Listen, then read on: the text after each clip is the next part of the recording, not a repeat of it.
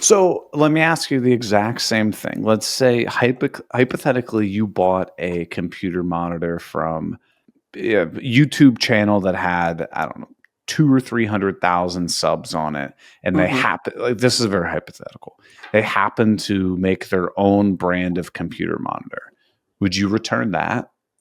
Ooh, interesting. Yeah. So because Derek, the first thing that came out of your mouth was, "Oh, they make plenty of money. Like, Yeah, so whatever, they don't care." does it change if they're not making plenty of Yeah, money? does it change if it's a small business? It would that would affect the calculus for me for sure. Yeah. I'm much more, and I know I shouldn't be like this because it's like, well, what's it matter how big the business is? Like, it shouldn't affect the morality of it, but to me, Right. it does.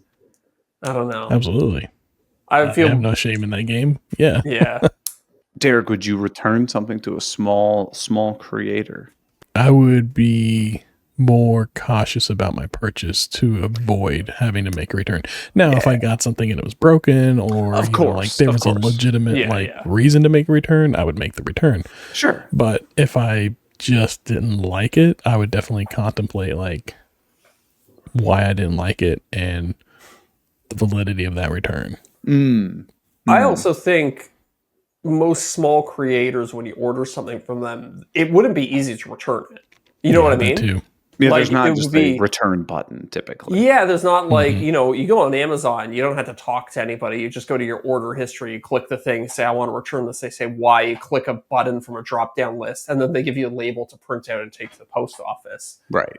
If you're right. buying from some small creator, you're probably going to have to email them. You're going to have to email back and forth a few times. They're probably going to make you ship it back at your expense. Right. You're going to have to find a box to put it in, take it to the post office, get their address. It's, all of a sudden it's a much more involved process too. So Right.